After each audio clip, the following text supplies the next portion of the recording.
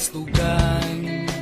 Hindi malilimutan ang asaran na merong pikunan, lalo na rin ang unang niligawan, unang kabiguan.